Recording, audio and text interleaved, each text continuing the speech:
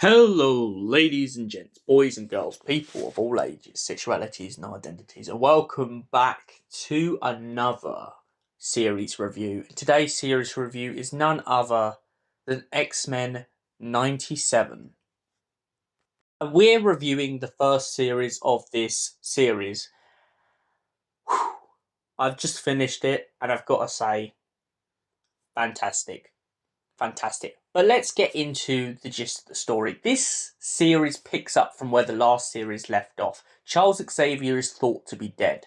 Until later on in the series, we find out that he's actually survived and is on another planet, living out a life of luxury and happiness with his new-to-be wife. Meanwhile, back on Earth, the X-Men are trying to adapt to a life without him. Logan and the others are starting to question whether without Xavier, the X-Men can really stay together. And Logan starts to suspect that Cyclops is going to leave the X-Men. But to make matters even worse, it turns out that someone is rebuilding the Sentinels. And then to add a little bit of sugar on top of the cake, it turns out that Charles has left the X-Men in the hands of Magneto. Magneto turns up at the school claiming that he now wants the X-Men, and out of respect for his fallen comrade, he will do everything he can to ensure that they can move into a brighter and popular future where they can coexist with humanity. This works for the most part, except for the fact that the world government don't trust Magneto. So Magneto, to get them on side, has to drag them into the stratosphere, which I find personally hilarious, and kind of push the boundary of their relations, hoping that Genosha can be rebuilt and that mutants can be allowed to live and thrive. And for the most part, ironically, it actually works. But one of the world leaders secretly behind closed doors has been having a little bit of a plot and a gander with Sinister and the human Sentinel in order to build more Sentinels and provide a future in which the X-Men will be extinct. But the plan backfires, as even though the fact that they try to massacre as much of Genosha as possible, X-Men still manage to survive. Sadly, though, one of my favourite X-Men was vanquished in the massacre, being Remy LeBeau, the Gambit. The Gambit is destroyed, sadly, and the next episode follows Rogue at not attending his funeral because she is looking for the people who hurt him. Rogue then goes on a mission of self-discovery and essentially has this interaction with Captain America in which she points out that she will go after the person she's going after no matter what anyone says. After her finding this person, however, she then re-enlists of the help of the X-Men, but the Sentinels have secretly been hiding underneath human skin all along, infecting the human race bit by bit, letting the human Sentinel control the world and turn as much of the world as possible against the X-Men. When this second wave of a massacre takes over, it completely cripples the X-Men, leaving mutants and heroes alike in a state of panic. And so, Charles Xavier turns up almost at the last moment to intervene, but what he finds instead is a massacred land and a destroyed house. Charles and Magneto begin their argument once again, and essentially they start to question where their motives will go going forward. Are they both to save the human race, or to save, not the human race, save the human race and the mutants, or just to save themselves? After the death of the Gambit, Rogue decides to join Magneto alongside Jubilee's new boyfriend. The Jubilee's new boyfriend's reason for joining Magneto is the fact that his own mother tried to hand him in to the authorities and the Sentinel Prime.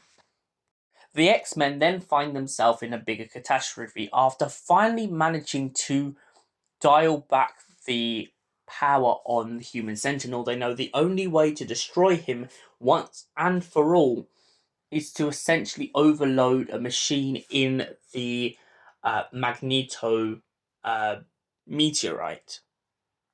But the problem is the meteorite is slowly but surely falling to Earth, and their only way to stop it is to avert it and send it up into space. Magneto finally wakes up and manages to send it into space, but at the cost of most of the X-Men, transporting them all across the planet and leaving the planet to wonder whether the X-Men were truly wiped out. After not hearing anything from them for 6 months to a year, the Forge is left with no option left but to assume that most of his friends are dead. Luckily for him, Bishop turns up and points out that he has figured out that someone throughout time and space has ripped the X-Men out of their present day lives and transported them in different points in time. Bishop asks the Forge whether he wants to help, and then we get cut to a little tease of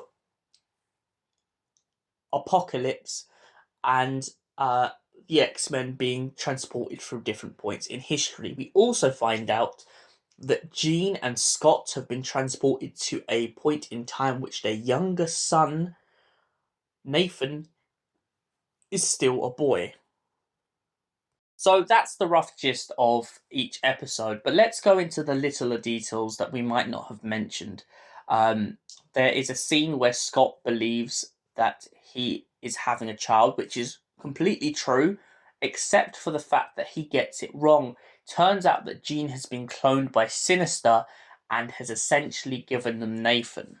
Nathan struggles to adapt after his mother is killed in Genosha, who his mother happens to be called Madeline after them trying to sort out the names between the two genes. But essentially, Nathan, who is Cable, struggles to see Jean as his mother, and Sinister takes advantage of this and essentially tries to use Cable against Jean. But little does Sinister remember that Jean happened to once be the Dark Phoenix and essentially uses this against Sinister. Gambit and Rogue have a rocky relationship before his death. Gambit finds out about her past relationship with Magneto and starts to get a little bit jealous. But once the massacre ensues on Genosha, Gambit uses this as a time to sacrifice himself so that Cher may live. Bishop spends most of the beginning of this series after the fallout of Charles Xavier's supposed death to try and help the X-Men rebuild, but then he decides to go back to the future.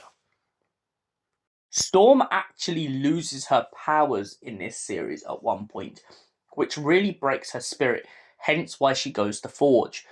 Forge admits the fact that he had pretty much bailed her out at some point, but then he has to fight his own inner demons. In doing so, alongside her, him and Storm manage to reconnect Storm's powers, and Storm manages to rejoin and rekindle with her fellow X-Men.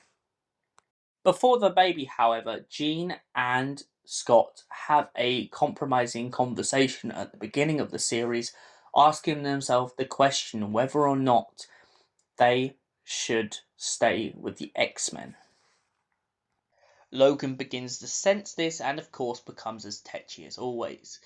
He isn't necessarily happy about Scott being with Jean, but at the end of the day he does secretly want them to be happy.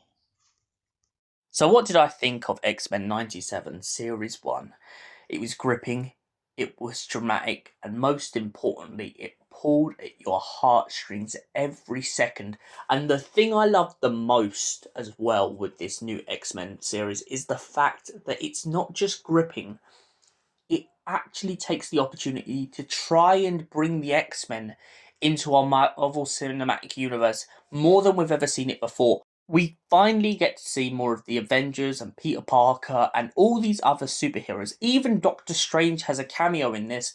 Maybe not a speaking part and that, but at the end of the day, they are starting to branch towards having a lot more of them speak. We even get to hear King T'Chaka have actual lines in this. And I feel like that's what makes this series a little bit stronger. It's fair enough in the past we've had cameos from the likes of Deadpool and the Avengers, but we've never had them so much on this scale that we finally feel like we are still inside of the Marvel Cinematic Universe. And for that reason, I give X-Men 97 Series 1 a solid 10 out of 10. It was gripping, it was amazing, it was absolutely fantastic. It was gripping, it was dramatic, and it was amazing. Thank you for watching, and we'll see you in the next series review.